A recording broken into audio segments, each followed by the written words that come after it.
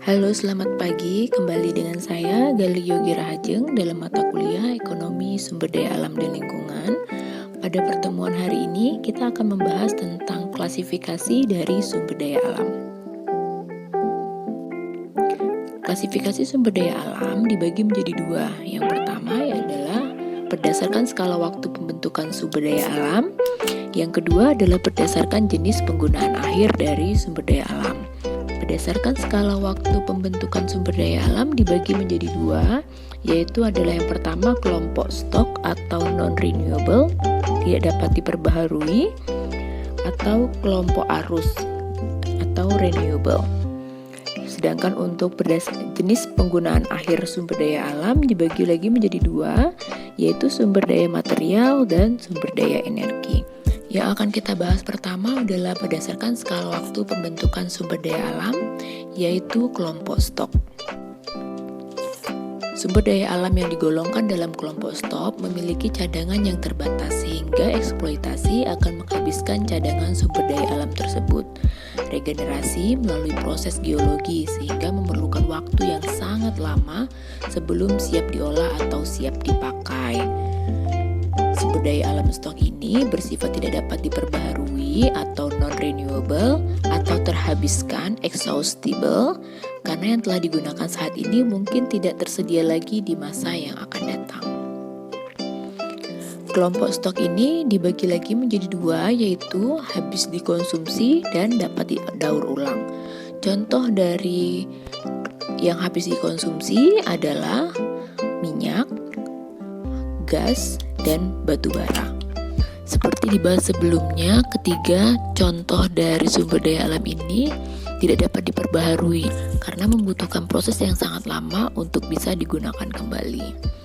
Sedangkan contoh untuk yang dapat didaur ulang adalah kuningan, aluminium, besi, tembaga, baja, perunggu, dan lain sebagainya. Berbagai macam jenis logam ini walaupun ketersediaannya sedikit di alam, namun masih bisa didaur ulang dan digunakan kembali.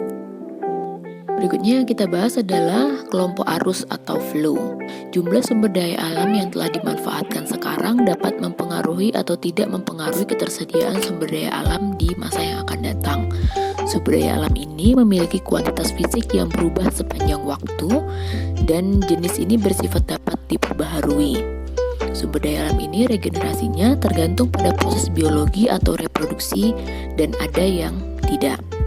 Contoh dari sumber daya alam yang masuk ke dalam kelompok arus dibedakan lagi menjadi dua, yaitu yang memiliki titik kritis dan yang tidak memiliki titik kritis. Contoh dari yang memiliki titik kritis adalah ikan, koral, hutan, hewan, dan juga tanah.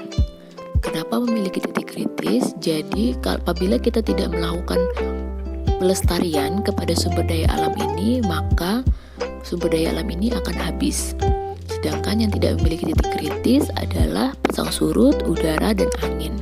Karena sumber daya alam ini tercipta dengan sistem di mana bumi masih berputar, maka sistem ini akan terus ada. Berikutnya yang akan kita bahas adalah sumber daya alam berdasarkan penggunaan akhirnya. Yang pertama adalah sumber daya material. Sumber daya material ini merupakan sumber daya yang dimanfaatkan sebagai bagian dari suatu komoditas. Misalnya biji besi diproses menjadi besi, di mana besi selanjutnya dijadikan sebagai bagian dari komponen barang lain. Sumber daya jenis ini dibagi lagi menjadi material metalik seperti besi, tembaga, dan lain sebagainya, dan juga material non-metalik seperti tanah atau pasir. Berikutnya adalah sumber daya energi, merupakan sumber daya yang digunakan untuk menghasilkan energi melalui transformasi panas maupun energi lainnya, atau menghasilkan bahan baku lain. Misalnya minyak menghasilkan energi pembakaran kendaraan bermotor, di samping itu juga bisa diubah menjadi bahan baku plastik. Contoh lain dari sumber daya energi adalah minyak sebagai bahan bakar, kemudian adalah panel surya sebagai sumber tenaga dari matahari, yang berikutnya adalah angin sebagai sumber pembangkit listrik menggunakan tenaga angin. berikut adalah pengelompokan sumber daya yang sudah dijelaskan sebelumnya ke dalam sebuah bagan. Klasifikasi sumber daya alam. Sumber daya alam dibedakan dalam skala waktu pertumbuhannya, yaitu sumber daya alam yang stok dan juga sumber daya alam arus. Sumber daya alam stok ini dibagi lagi menjadi dua, yaitu yang habis dikonsumsi dan dapat didaur ulang. Sumber daya alam yang habis dikonsumsi, contohnya minyak, gas, dan batu bara. Sumber daya alam yang dapat didaur ulang, contohnya adalah besi, tembaga, dan aluminium. Sumber daya alam arus juga dibagi menjadi dua, yaitu memiliki titik kritis dan tidak memiliki titik kritis. Sumber daya alam yang memiliki titik kritis, contohnya ikan, hutan, dan tanah. Sedangkan yang tidak memiliki titik kritis, contohnya adalah udara, angin, dan pasang surut.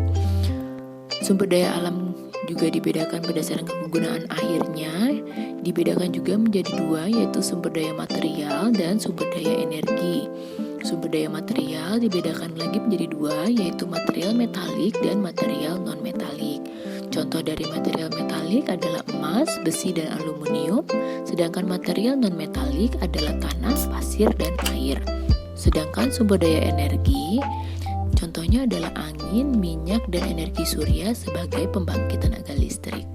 Hasil dari klasifikasi sumber daya alam ini memiliki implikasi, yaitu pengembangan teknologi akan menjadi hambatan dalam perencanaan pengelolaan untuk sumber daya alam yang tak dapat diperbaharui, sedangkan sebaliknya untuk sumber daya alam yang dapat diperbaharui.